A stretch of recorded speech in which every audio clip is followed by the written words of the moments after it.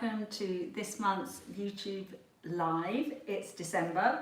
I have got my Christmas zebra Christmas tree top on in honour of our December get-together. So thank you all for joining me. Lovely to be here again. Yes, December. Can't believe it's December already. Hi there. Hi Sue. Good to see you again. Our second time today. So yeah, I can't believe it's December already. And of course this is a busy time of the year. Hi there. It can be stressful, right?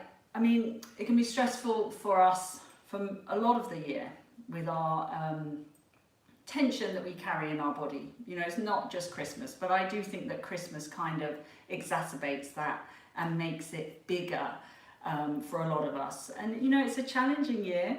There are good aspects and not so good aspects about it. I thought today what I wanted to talk about and do was some movement around tension, and I've just made some notes here. So I just wanted to start with the sentence that all movement, so whatever you're doing, all movement is tension on the move. Okay, so we do need tension in our body. Otherwise, we would just be sort of, you know, a blob on the floor with no integrity, anything. So there is tension in the body. The body is held up and supported by a network of tension. So it's not that tension is a bad thing. But what I'm talking about today is tension, what you might call habitual tension or bracing or guarding. I'm talking about that kind of tension that many of us with hypermobility and EDS, HSD have. Okay, so you know, I've talked a lot in the past and you know, about my past, and you know, let's just say I came from if we're being polite, I can say I came from a dysfunctional family. And you know, I've been quite public about, you know, my parents' divorce when I was 13, but becoming from a dysfunctional family, I learned to harbour a lot of tension in my body. So I never really, from an early age, felt safe in my own body. So I had this habitual tension in the tissue. And then of course the hypermobility and the EDS started to show itself as I went into teenage years. And I think it just kind of grew from there, this bracing, holding. And the thing is, if you've had that for most of your life, you're probably not going to recognize and realize that you do hold that habitual tension. And that's what I try to do with these classes, is allow us to develop some sensory awareness, some body awareness, to get to know ourselves actually from the inside out, and actually recognize that maybe we are holding some stuff, and that's okay, but maybe it's not serving us so well. Maybe we don't need to hold on to that tension as much as we did in the past. Maybe we can start to let go a little bit, because that tension, if it's there for a long time, can get stuck, and it can cause pain, and it can cause the tissues to get stuck together. And of course, tissue is meant to glide smoothly. When you move around, there's this fluidity, but if I'm stuck and I'm bracing and I'm tense, that's not going to happen. So you're going to get this it's kind of sticky feeling. So what we want to try and do today is hydrate our tissues and really spend some time noticing, am I holding too much tension? Okay, so if you think of your skeletal framework, yeah, we want to approach it with a sense of actually letting go. So rather than trying to hold on to it, and I know this sounds really what's the word? I've lost my words. You know, contraindicated, I guess. For someone with hypermobility, it's like, well, how can I let go? I'm going to fall apart. But here's the magic bit. When we let go, we actually then enable the reprogramming of the stabilizers, okay, and the muscles and the connective tissue that support us. okay, and allow us to have some degree of control. So we actually do have to let go before we can get to the sort of strength and support. And that's a lot of the classes and the stuff in the Zebra Club that we do. So much of it initially is about letting go. And as you know, the first two steps of my hypermobility movement method is breath and relaxation, because I found for me that was the first thing I had to do. You know, I was trying to exercise in the past, and I would get injured because I was already so tense that I wasn't even aware of it, and I was bracing, and I held a lot of tension up here in my diaphragm, and my shoulders used to live up here, and of course that wasn't an optimum place to start trying to strengthen a body because it was already full of all this tension. So I found that actually by letting go and softening that skeletal framework a little bit, I suddenly became much stronger. I had more access to things that I didn't have access to before. So what we're looking for today is a quieter, so not something that's done with force, a quieter, more expansive way of moving. So rather than just moving, so I can move my arm, I can lift my arm, I can twist, let's think of it as expansion. So yes, I can move my arm, I can move it to the side, I can twist, but it's coming from a very different place than me trying with force to do something. Okay, so we're going to be moving very quietly, trying to notice and just, again, not judging ourselves, but just recognizing that and seeing if we can turn down that tension a little bit, okay? Because as I said, sometimes we're not aware of that effort of kind of pushing too hard. We're just not tuned into it. If you've lived with this for a long time, you know, with or without an EDS, HSD diagnosis, the chances are you've been sort of harbouring tension for, and there's a multitude of reasons why we might be harbouring tension, okay? So, you know, John Sturck, who's a lovely yoga teacher and friend of mine, talks about this being habitual effort.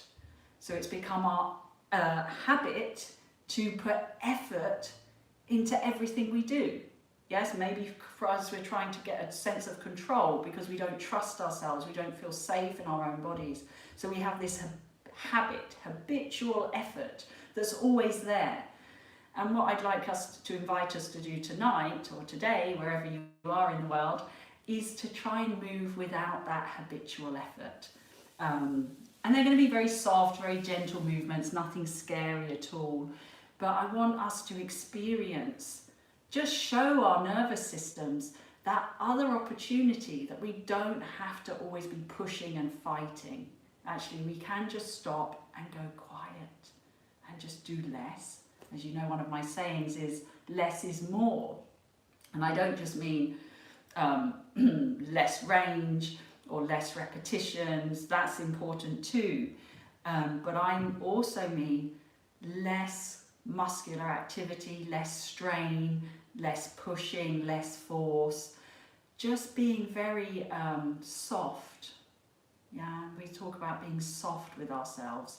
It's very healing as well. Again, if you're in pain, and many of us have been in pain or are in pain, this approach can really start to sort of turn down those dials on a sympathetic nervous system response and actually start to activate the parasympathetic nervous system. Very good for vagal tone. So if you're interested in the vagus nerve, very, very nice for really tapping into that more parasympathetic way of moving. So that's what we're going to try and do today. So I hope you enjoy it. As I say, hoping to get rid of some of that pre-Christmas or festive holiday season stress, but it's not just about Christmas, right? It's not just about these holidays, it's about always. We want to feel like this always. So, you know, when things start to get stressy, you start to get anxious, can we tap into this other approach? Okay? So, as I say, very soft, very gentle movements today, but I hope you enjoy it, and I love this kind of work. I find it very, very valuable in keeping myself healthy and injury-free, because I'm not carrying around that habitual tension in my tissues anymore. Okay, so we're going to start with some breath work. So that's entirely up to you how you want to do that. If you want to lie down because it's more comfortable, I'm just thinking, I think we should all lie down because it's easier. Today we are going to do a bit of sideline work, so I've got my yoga block and a little head cushion, because when we lie on the side I don't want our heads falling off. So if you've got something, a towel, whatever, a blanket, just something to support your neck when we lie on the side, okay? But we don't need that yet. But what we are going to do is come and lie down wherever you are.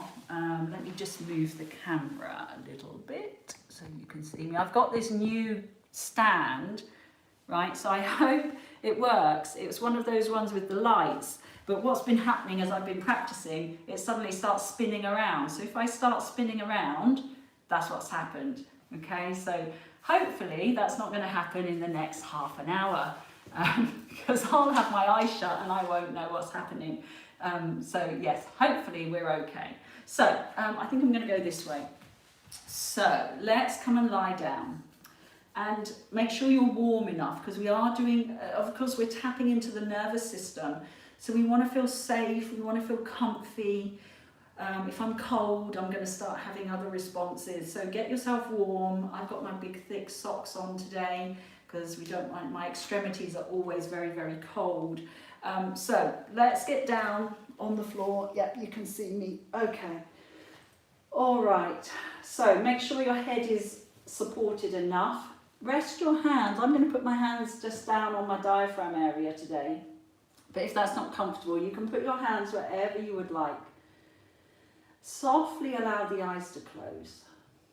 So remember, the theme of today is about trying to basically move with a quieter, more expansive softness, as opposed to a mechanical force of doing exercise, okay? So you might find that your other self wants to try and push and do stuff, and today we're going to invite ourselves not to try and do stuff, okay? We're just going to be present, and we're going to let our bodies do whatever they want to do. So let's softly close our eyes and give yourself a moment to just settle into the floor. And as you know, I talk about allowing the body to become heavy. Now, why is that so important? First, it is our stability. So the heavier you feel, so if my pelvis feels heavy and rested into the floor, it's going to feel pretty stable. It's going to be harder to move it if I start lifting my leg up. Okay, so number one, feeling heavy is a form of stability. Okay. Number two, which ties into what we're doing today, if I feel heavy, it means that my bones have dropped a little bit. It means that muscular tension around my bones has let go a little bit. And I've been released. Yeah, I've been allowed to drop to the floor. Now you might be lying here thinking, well, my quads are, the front of my thighs are really gripping, and my hip flexors are really gripping, and my ribs are sticking out, and that's okay, okay? This takes time. You just continue to invite softness into those areas where you feel that tension. Remember, that's just a habit. That's a habitual pattern of effort and gripping and bracing. Okay, so just notice it, but don't get frustrated with it. Turn your attention to the back of the body. Remember, the heavier we feel, the more tension I will be releasing. That includes the head. I mean, so many of us suffer from headaches, don't we? Occipital pain, TMJ pain. So let's just allow our eyes to soften with the eyes closed. Can you soften the eye sockets? And can you soften the eyeballs? And can you soften the muscles behind your eyes? Can we invite the jaw to soften? So the back teeth are very, very slightly apart. And that allows my head to feel heavy into the ground. Now we return to our breath, now we've settled. Rather than focusing on breathing as a thing that you do through your nose or your mouth, I'm going to invite you to turn this breathing a little bit upside down. So if your hands are on your diaphragm area as a sort of a proprioceptive feedback, can you, instead of breathing in through your nose, can you invite your body, invite your torso, your ribs, whatever works for you, to open up? So we're going to open up first. And as I open up, remember that expansive nature, the air gets drawn in. And then when I'm ready to exhale, the bones are going to settle. And the exhale just slowly fades away. It just disappears. And then when I'm ready, I take another opening. So my body opens from the inside out. And that draws the air to me. And as I exhale, I can literally feel my body dropping and releasing into the ground. So remember we said we're going to treat our skeletal framework with an attitude of actually letting go, which I know can feel really scary and a little bit odd. Let's do one more breath.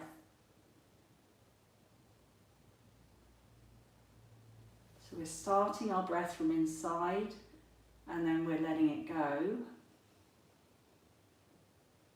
And you might already notice some areas of tension that you've had there. Now let's come into our vertical forearms. So heavy elbows. You can keep that breath going if that works for you. But don't stress too much about your breath. Yeah, sometimes we get too hooked up on the breath and then it interrupts. So don't worry about your breath too much. Just let it fade away. It'll still be there. So we're just going to let those arms float up. So remember this is expansion. So I'm not just putting my arms in the air. I'm feeling the heaviness and the expansive nature of the arms coming up towards the ceiling. And then once I'm there, I'm just going to inhale and lift them up a little bit. The heaviness of my upper back brings them back down. So these are our shoulder glides with soft elbows. So my back opens up to lift the arms up. The heaviness of my back allows my shoulders to come back down. So it's not this, it's not a mechanical lifting and lowering. Think of really expanding through the back, like you've got wings that you're lifting up and then you're softening back down. Very nice. One more time. We're going to inhale up, exhale down. Now from that heavy position, let's start to expand our chest wall. So from the sternum out, okay, as though it's opening. Imagine your chest is opening. And through the opening of the chest, it allows your arms to start to move apart. Now I can't go very far because I'm hitting the wall, but go to where you feel comfortable. And then as you exhale, fall away as the arms come back. So you feel this heaviness through the spine. And again, we start to open the chest wall first. That moves the arms apart. Remember, try and find a place of no tension. So it's like the arms are kind of moving on their own. And if you notice, sometimes we hold so much tension in our forearms and in the skin here. See if you can find a softness as you open and close your arms. So we're not having that tension in the tissue to bring the arms back. And then just lower the arms down, let them rest wherever you want them to rest. And we'll just turn our attention down into the pelvis. With that quiet approach, can we rock the pelvis forward and back? So how quietly does the pelvis move? We know that we can inhale and it sends the pelvis forward. We know the exhale draws the pelvis back, making it heavy. So the inhale comes forward, the exhale falls back. Very quiet. No muscular effort. Just finding that quiet space. I always have my eyes closed because it just helps me connect a little bit deeper. So no worries if your eyes are closed. You don't need to look at the screen. Very nice. And then just let your pelvis rest wherever that is resting for you. And take a breath. Lovely. Now, very slowly, we're going to roll over onto our side. So this is where you'll need your head support. If you've got a head support. Hopefully you've got a head support. Okay. And I'm going to lie down. So I've got my cushion. And I'm in a chair position. So I'm just sitting. And I'm just going to rest. So get comfy. Just make sure your shoulders don't totally collapse forward. So you may need to put a little spider hand on the floor here to make sure that shoulder isn't totally slipping forward. You may actually want to put your hand on your pelvis if you need that proprioceptive feedback. We've just done pelvic tilts on our back. We're going to try them here on our side. So we're going to round and then we're going to go the other way. So hopefully you can see, but I'm not moving very much. Okay, I'm very, very softly moving the pelvis. Very nice if you suffer from tight lower back. Yeah, tight sacrum, hip joints. What we're not doing is this. Can you see how much movement I've got here? We're not doing that. We're doing gentle, gentle rolling. Lovely. And just breathing. So again, we're inviting softness to the movement of the pelvis. Now remember, your old patterns might try and kick in and they might try and take over, and we just let that go. Very nice. And then find your comfortable resting place. Now we're going to bring our arms, again, I'll show you two versions because I know not everyone likes the full version, but arm openings we've already done arm openings on our back, so we're going to kind of do it the same way. So you can either have your arms here, you could have your hand here, you could have your hand on your chest, okay? So remember, we're moving without this tension. So very, very soft. Can we float this top arm up? So it's just directly above us. So my ribs have moved a little bit with me. The shoulder has dropped into the back. So I'm not holding it up here with a funny shoulder position. I've let it drop, okay?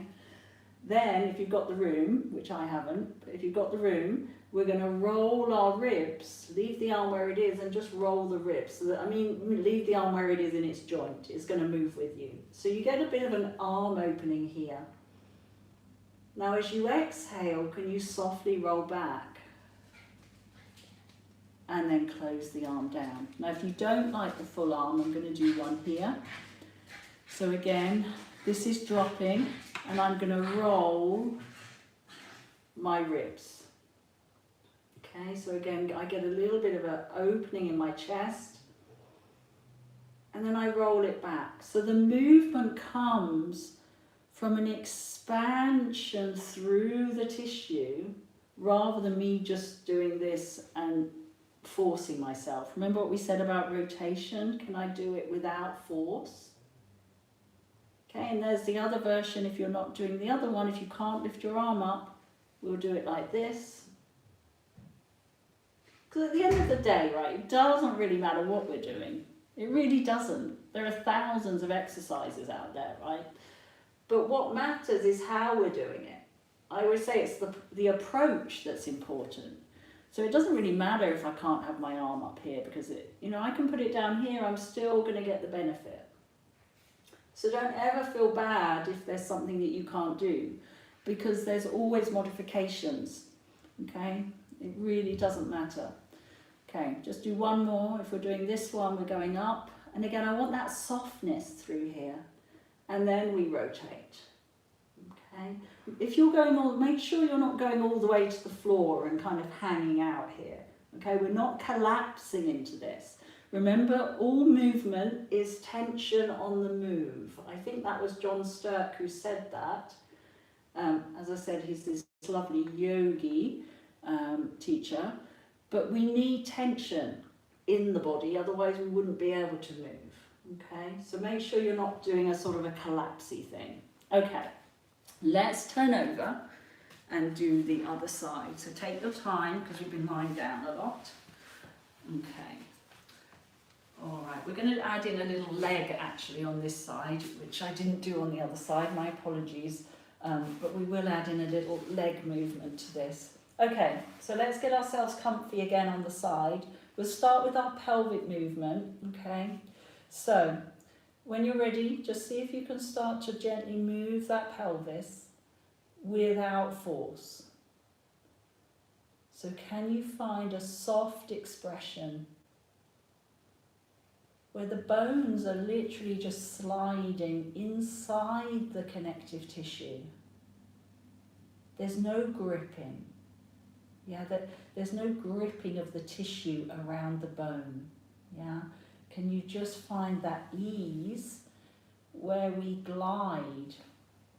And the bones are kind of sliding in and out of this tissue.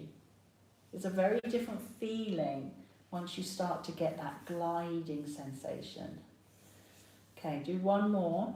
So rounding, and that's it, and then come back. Now, we didn't do it on the other side, but just to kind of explore, and then you can come back and try it again.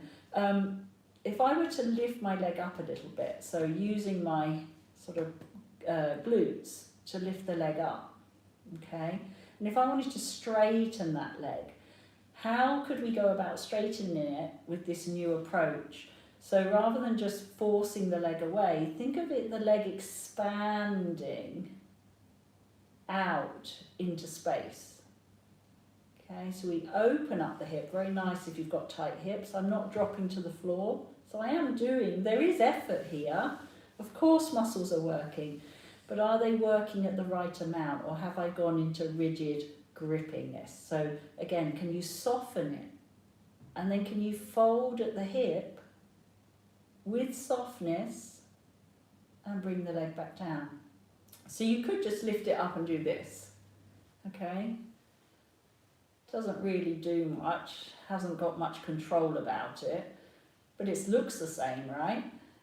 But if I come here, I'm coming from a much deeper place of really finding that expansion through my tissues, and then coming back and lowering down. So yes, it's slower, but in the slowness, you build the sensitivity so that you become more body aware, and hopefully we make less injuries. Nice. Okay, so let's leave the leg alone. Let's come back to our arm openings. So however you're going to do this, remember there's 1, 2 or 3, whatever works for you. Okay, so soft elbows. So I'm going to feel the heaviness of my shoulder lifts the arm up. Very heavy here. I'm letting it drop. And then I rotate. Here I can go a bit further, so I can show you I'm not going all the way to the floor. I'm still very much heavy in my legs, otherwise I'd start rolling. So we're not rolling, okay? And then we feel the ribs coming back and coming down. And again, floating up, very, very soft. Just allow those ribs to move. Again, go in your own range, of course. Don't do anything that you shouldn't be doing or that feels uncomfortable to you. Again, I've got this choice, or I can just gently roll my ribs a little bit. and then come back. Okay, so do one more of whichever version you're doing. Try and do it without any muscular effort. Make sure you're still breathing. Let the breath help you, and then come down. Very nice. Okay, now from there, we're going to slowly come up. Take your time if you get dizzy, so take as long as you like. We're coming on to all fours, okay, and we're going to do some cat. If you can't go on your wrists, we can put our hands on our elbows on a yoga block so that I can just let my wrist be free, okay? But if you can do a cat on all fours, let's get onto all fours. So whichever version you want to do. And if you can't be on your knees at all, please sit on a chair and you can still do the cat version seated, okay? So, outer edge, remember the spiraling of the arms, the front body lifting up to the back body. But I'm not bracing. Can we still invite softness into the tissue here? Can we still breathe and letting the body open up to receive the breath? And then we can go into our cat. So as I open up, the inhale is going to take me today into this, and the exhale is going to bring me out of it. So the inhale lifts me up, and I do expand and I take up more space, but I haven't pushed. The minute you try and push through your arms, we're just putting more of that habitual tension back in the body. So whatever we're doing, however we're doing it, whether we're down here or we're in a chair, how soft is that movement? Okay, so if you catch yourself trying too hard, can you just step back and do a little less? One more time.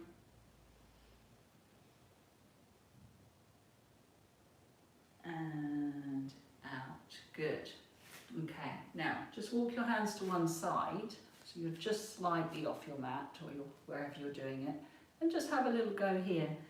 So I call this diagonal cat, and it just gives you a slightly different feeling down one side of the body. Make sure those elbows don't lock.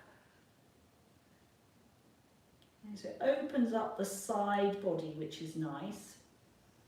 And then we'll just go to the other side. So we'll walk across and just have a little go. Again, I'm not forcing.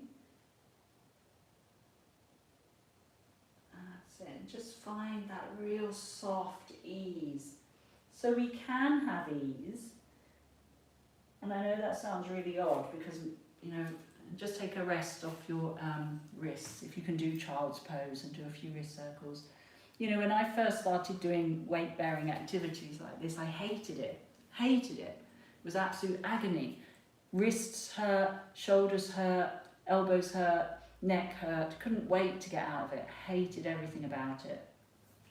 But actually, the more we practice this soft approach, we can come into these postures with softness. Okay, so I know that might sound, well, that sounds impossible. But honestly, I've been there. I've had that rigid, tension-led body, and that's why it used to hurt so much, because I was so, yeah. But when we start to find softness, things start to change.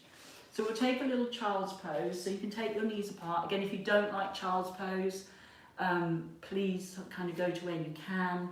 Don't do it if your knees are not going to like it. Okay, so we'll just have a little rest here. So in times of stress and tension, coming into forward fold postures like child's pose, like cat, we're going to finish with a forward fold in a moment. They're very calming for the nervous system. Okay, so in child's pose, allowing the pelvis to feel weighty, even if it's not touching your feet. That doesn't matter.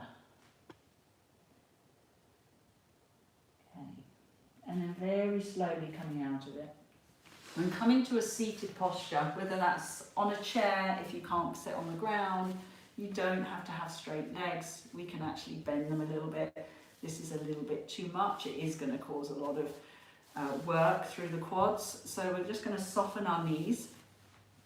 So as I was saying, forward folding is really, really nice for calming the nervous system down. So you can have your arms up if you like that. You can rest them on your legs. You can do whatever you want with your arms. But actually, I'm going to invite you, having said that, I'm going to invite you to just play with lifting your arms. So just find a comfortable position. Take one arm. Remember, the theme of today is trying to do it without any effort. And just let it float up. It's not even straight. I've just let it be a little bit bent. Now the weight of my shoulder blade brings it back down. So we float it up, other arm, and it comes back down. So again, I'm not doing this, where I'm just mechanically lifting it. I'm thinking of it expanding up, and all of this takes part, and dropping down with control, of course. Dropping is probably the wrong word. We're coming down with control. Pelvis is heavy.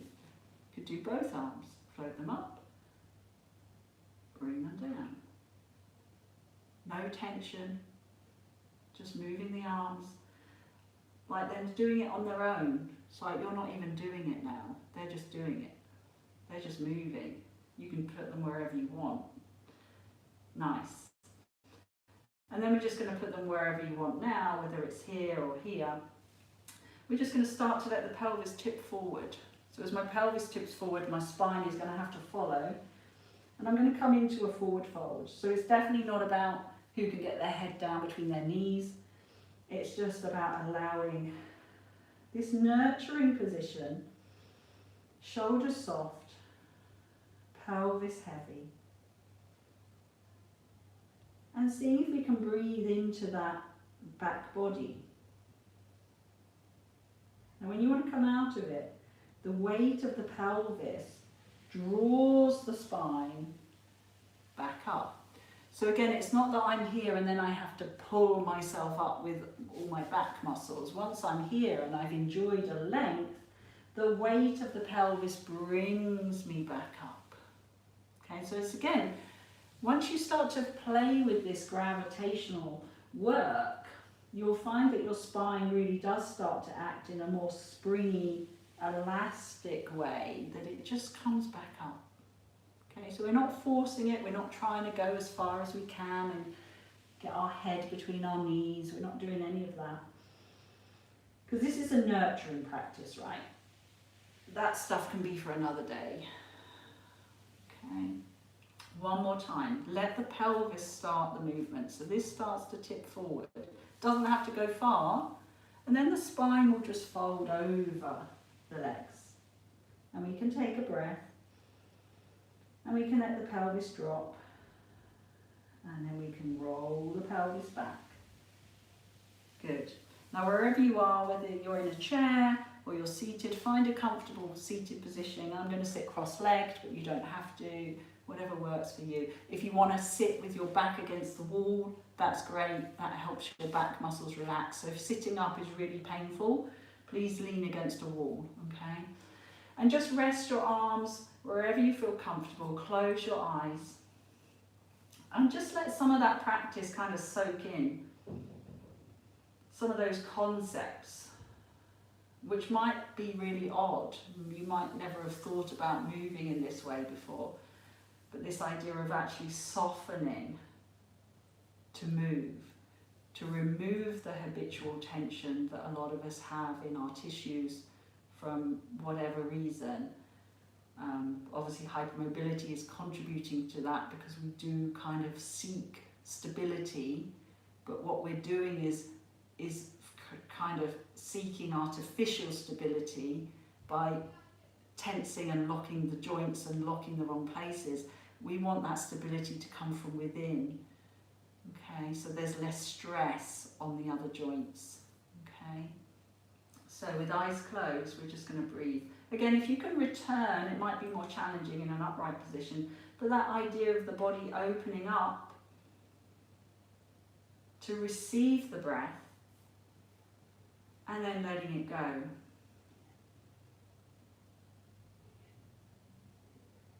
And again, in your own time,